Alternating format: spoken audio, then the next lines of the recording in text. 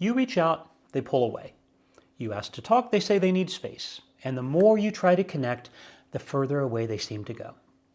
You may be thinking, if my partner really loved me, they wouldn't keep shutting me out. Or maybe you're on the other side thinking, if my partner really respected me, they'd stop smothering me. Here's what I want you both to understand.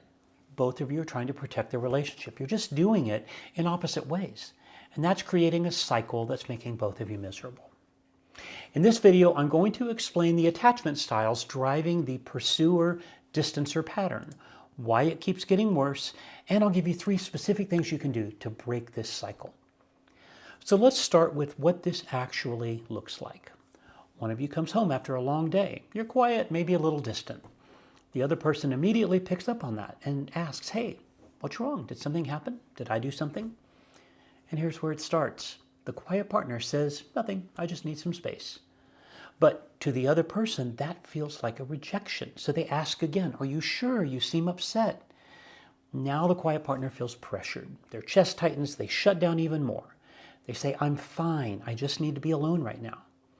And the other person, their anxiety spikes.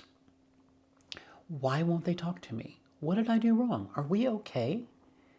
So now you've got 2 people both trying to feel safe, both making the other person feel less safe. That's the pursuer-distancer cycle. These instincts often come from our attachment style. Pursuers often bring an anxious attachment style to the relationship, and distancers can often bring an avoidant attachment style. That's not always the case, but they often go together. Today, I'm going to focus on the pursuer-distancer dynamic itself, but be on the lookout for a video soon that does a deep dive into attachment styles. Be sure to hit that subscribe button below so you won't miss out on that. Now let's talk about the pursuer first, the person who needs connection when things feel off. If you're the pursuer, here's what often happens in your nervous system. When you sense distance from your partner, your brain interprets that as a threat. Not a conscious threat, just the threat response jumping in there. Your attachment system kicks in and says, oh, something's wrong, we better fix that.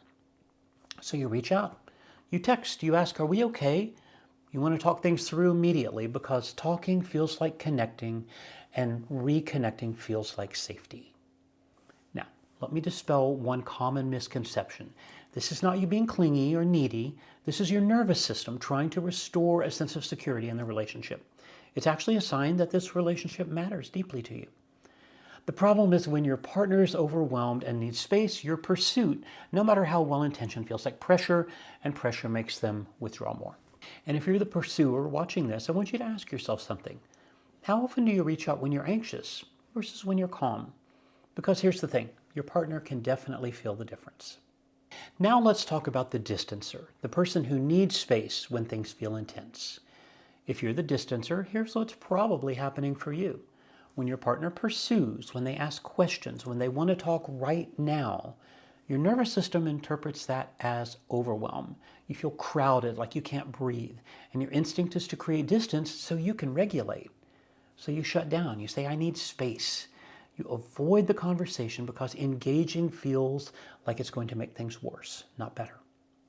Think of it like that check engine light.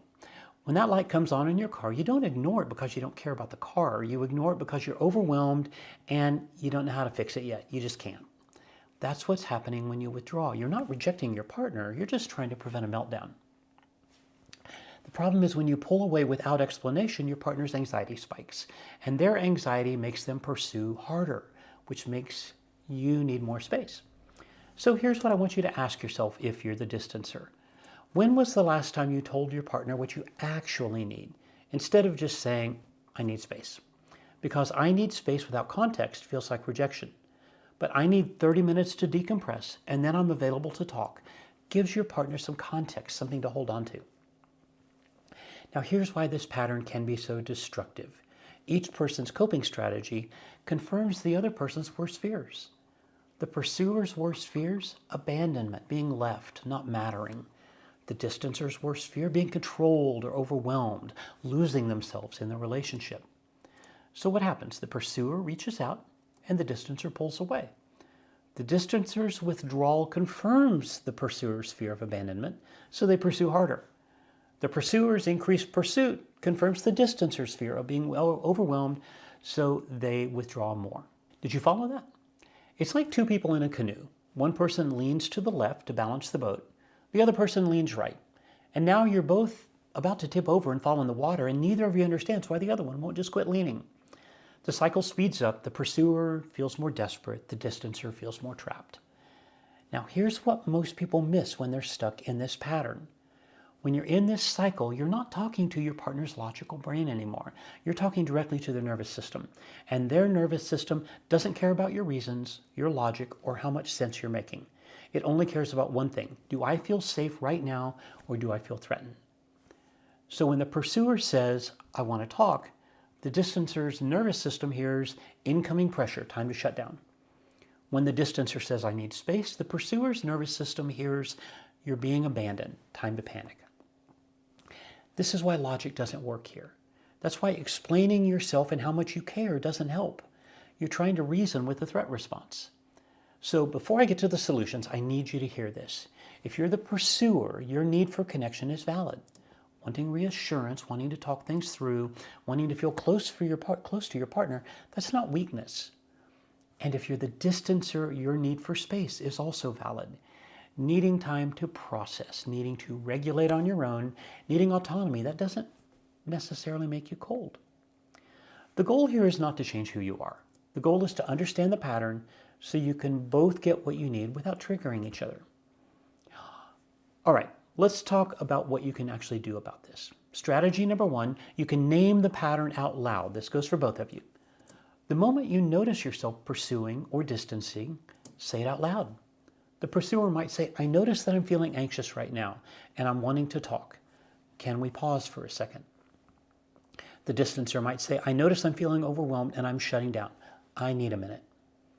Why does this work? Because naming the pattern creates a kind of meta-awareness. It interrupts that autopilot response in both of you. It signals to your partner, I see what's happening. This isn't about you. This is my nervous system. How many of you have ever been in a fight and realized halfway through, wait, what are we even arguing about? That's what happens when you're stuck in this autopilot cycle, and naming it can pull you out. Now, strategy number 2, this is for the pursuers. Practice self-soothing before you reach out. Now, this is hard, but it's crucial. Before you text your partner, before you ask, are we okay? Take 5 minutes to regulate your own nervous system first. Go for a walk, do some deep breathing, maybe journal, call a friend, whatever helps you feel grounded. Connection will be better if you're calmer. When you reach out from a place of anxiety, your partner feels that energy. When you reach out from a place of groundedness, they're more likely to respond positively. And I know some of you may be thinking, but Chris, what if they leave while I'm calming down? That's your fear talking. If your relationship is solid, 5 minutes of self-regulation is not going to end things. Now, strategy number 3, this is for the distancers. Offer a specific timeline to reconnect. Instead of saying, I need space or I just can't right now, try this. I need 30 minutes to decompress, and then I'm available to talk. Or maybe I'm feeling overwhelmed right now. Can we revisit this after dinner? Why does this work? Because it gives your partner assurance without forcing you into immediate connection. They know you're not abandoning them, you're just regulating. And you get the space you need without triggering their anxiety. 30 minutes, an hour tomorrow morning, give them something concrete. Because I need space with no timeline feels infinite to an anxious person. Now here's something that most people don't realize. Your partner's attachment style, it's not about you. It was formed long before you met them, usually in childhood, based on how their caregivers responded to their needs. If your partner is anxiously attached, it's probably because at some point connection felt unreliable. If you're avoidantly attached, it's because at some point closeness felt unsafe. Understanding this doesn't fix the problem overnight, but it does something really important. It takes the personal sting out of this. The withdrawal isn't a rejection of you. Your pursuit isn't criticism. You both are just trying to feel safe. Now, if you want to go deeper into understanding how we find resolution and build connection, I'm creating a course designed for couples trying to move from conflict to connection. It walks you through patterns that keep you stuck and gives you tools to break them. I'll put a link in the description below. So let's recap. The pursuer-distancer cycle happens when one person's need for connection triggers the other person's need for space, and vice versa. Both needs are valid. Both people are trying to protect the relationship and themselves. To break this pattern, name it out loud when you notice it happening. Pursuers self-soothe before reaching out. Distancers offer a specific timeline for reconnection. This isn't about fixing your partner. It's about understanding the dance you're both doing so you can change those steps together. If this helped, be sure to subscribe for more videos on breaking difficult relationship patterns. Drop a comment below. Are you the pursuer or the distancer, or does it depend on the situation? I read every one of your comments. Friends, thanks for watching, and until next time, be well.